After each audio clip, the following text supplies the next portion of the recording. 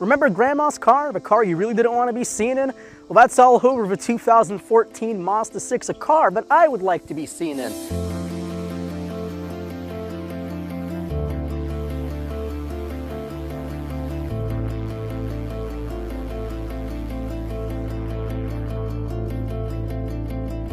From just about all over, this car is sexy. The new line sort of speak of an older audience, and the design speaks of an older audience, but still those who care about the looks of the car and how it looks on the road. So let's check out this 2014 Mazda 6 with all its great tech inside, and also find out what the hell happened to Mazda to create something like this from the old pudgy looking car. So your first impressions of a new Mazda 6 is sort of a wow factor of the quality of materials inside. Usually Mazda looks like recycled plastic on recycled plastic in terms of interior quality. This one has soft touch leather everywhere, everything is nice to touch.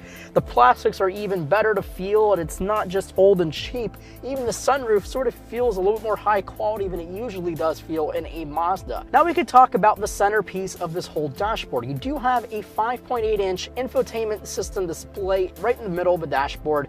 You can actually touch it. It's a touchscreen display. It works, and once we go here, we can actually find something very similar to a lot of you. This is the TomTom navigation system. Since it is a TomTom system, it's a very easy to use system. Basically, if you are stuck on the navigation display, you could actually just stab at the display and it will take you to navigate to, view map, plan routes, help, services, settings, and done.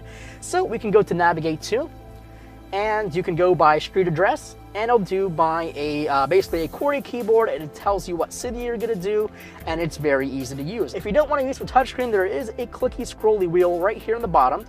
It's very easy to use. It's very similar to those on the BMW iDrive cars and the Audi MMI cars. You can kick it, you can go up, down, left, or right. You can turn it to select something. It's very easy to use, but it is sort of counterintuitive in some parts. We can get to that in just a second here. But you also have a voice entry option, and that works pretty well. Ready. Navigation. Navigation. Please say the full address, including the city and state. 235 Main Street, Nashville, Tennessee.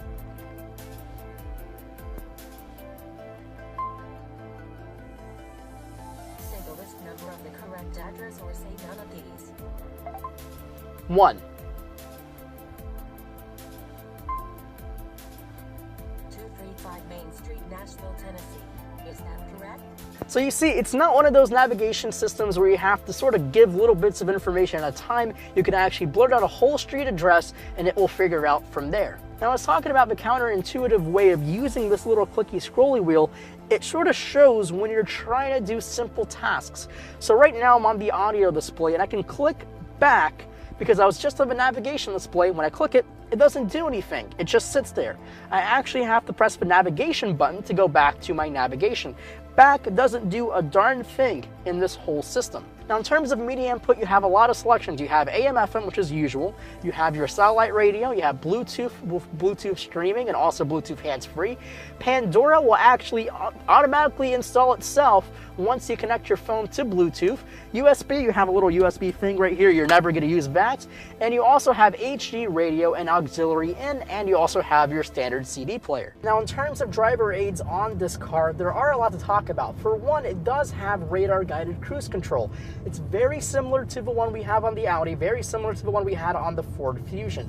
Basically, there is a radar that picks up any object that is in front of the car. So basically, you can hook up to a car and it will follow a set distance that you set and a set speed, and it won't go above that speed. Very similar. So if that car accelerates, you accelerate. If that car brakes, then you brake. It's a very simple idea. Now, this one does have a blind spot monitoring system. It is a passive system, unfortunately, not like the Ford Fusion that will actually torque the steering wheel.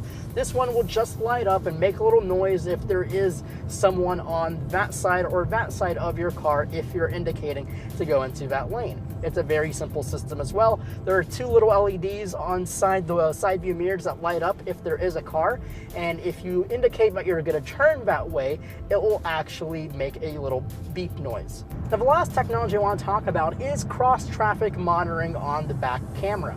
Basically, this car has no sorts of parking sensor. All it does have is a backup camera, which gives you an image of what's behind you. Now, basically, there are two sensors on the back bumper of this car. It will tell you if there's a car about to T-bone you in terms of a parking lot situation. It won't apply brakes for you. All it'll do will actually just make a noise if there is a car, and it'll give you a little arrow on the display inside the car. Now, this car has a 4-cylinder, but it does have the SkyActiv technology by Mazda. Now, what SkyActiv is basically an engine that has a higher compression ratio than normal standard cars. This car has a 13:1 compression ratio, which is the same as a Formula One car. Does it go like a Formula One car? No, but it does mean that it will deliver more bang to every fuel ounce that it burns. Now, the only problem to that is pre-detonation on that high compression. What Mazda does is they drill a hole into the cylinder that will sort of relieve some of the pressure and the pre-detonation, and that in turn can cure the pre-detonation.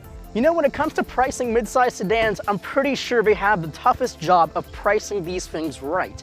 The 2014 Mazda 6 starts at just over $21,000, the same as many other cars like the Nissan Altima, Ford Fusion, Toyota Camry. You can keep naming them and naming them. But this guy starts at $21,000. It's a little over $21,000, but you get nothing in terms of cabin technology or really any sort of up-level, upscale upholstery. To get into a decently trim model and a lot of technology inside, because that's probably why you're watching this video, you have to upgrade to the Grand Touring package. That goes around $30,000. That gives you leather seats, that gives you the sports seats as well, gives you the TomTom navigation, gives you the cruise control, the radar-guided cruise control, blind spot detection, and also cross-traffic alert on the back. But for a car that looks this good and drives that well, I think it's $30,000 worth spent.